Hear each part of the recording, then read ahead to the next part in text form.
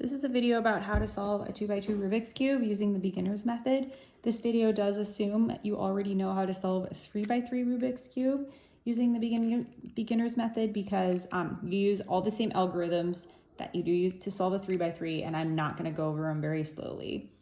It's 3 steps, so we're going to dive right into the first step. I have my scrambled up cube. The first step is to get a white bottom and at the same time solving the first layer of the cube. So just like in the beginner's method, we're going to hold white on the bottom and try to get this white bottom together. So when I start to solve a 2x2 Rubik's Cube, I pick up my cube and I'm trying to find 2 whites that are already together. You don't need to worry about a cross or a daisy because in the 2x2, you don't have a cross or daisy, you only have corner pieces. So I see that I have 2 whites together right here. However, they're not in the right places because my first layers aren't matched up. So this actually isn't a good one to start with. And I'm just gonna turn my cube and try to get 2 whites together that are with, that have 2 side pieces that match up. So here I have 2 whites together, but this red and blue side pieces don't match up. Here I have 2 whites together and my orange side pieces match up. I do have another white right here, but again, the side pieces don't match up. So I'm just gonna do a righty algorithm and pop that out so I don't get confused because that one was in the wrong spot. So 2 whites together and then my orange sides together here. So now I'm gonna go and find my other white corners or my other white pieces that need to go down onto the bottom.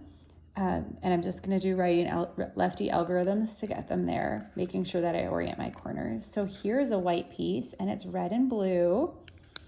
So we don't have a red side yet, but we do, do we have a blue side? Yes, we do have a blue side because it's connected to this orange piece, which is already solved.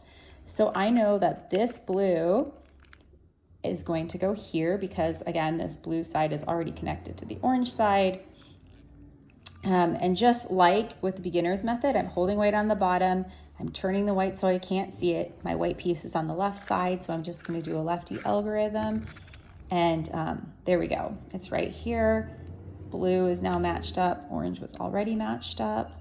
And so we just have one more piece that needs to be solved. And it's right here. It's red and green. And you can see there's red and there's green. It's on the top right side. So I'm just going to do a couple righty algorithms to pop that in to place.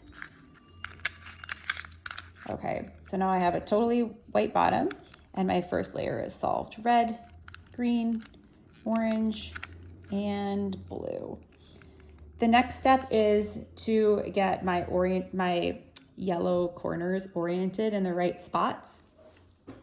And so I'm just gonna look to see if I have any oriented corners. So here is blue and orange, not oriented. I need blue and green.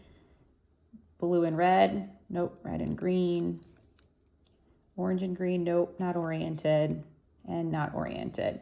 So I'm gonna turn the cube to see if I can try to get an oriented corner. Here's one right here, blue and orange, red and blue, so that's not oriented. And this is also not oriented, nope, not oriented. Okay, so one thing that's different with this cube than solving the 3x3, you only want one oriented corner or it's not going to work out. If you have 2 oriented corners, you're just gonna turn the top of your cube until you get only one corner that's oriented. I have one corner that's oriented, it's right here, so I'm ready to go. Just like with the beginner's method, I'm going to hold the oriented corner on the right side and I'm just going to do the boomerang.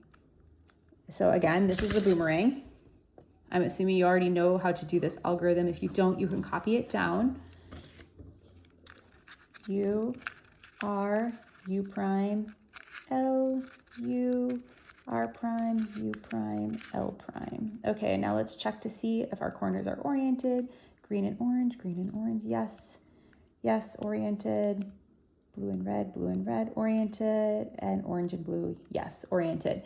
If your corners aren't quite oriented yet, you just do the boomerang again until they're oriented. Okay, so now the last step of the cube, this is the final step. Just like with the 3x3, I'm gonna turn the cube over so the yellow side is on the bottom and the white side is on the top. and I'm gonna look for the yellow corners that need to be solved.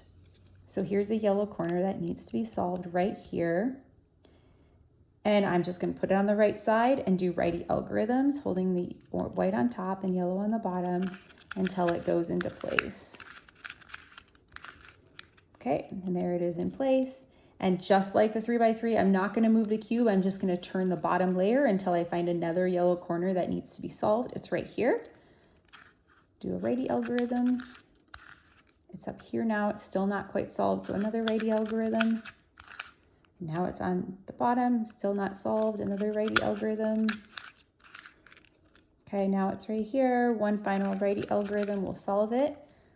And this is my cube. Just turn the layers until you solve the cube. There we go. So again, if you already know how to solve a 3x3 Rubik's Cube, the 2x2 is pretty easy because you don't learn any new algorithms. The important thing to remember is that when you solve for oriented corners, in the second step, you only have one oriented corner. Otherwise, the boomerang will not work. Okay.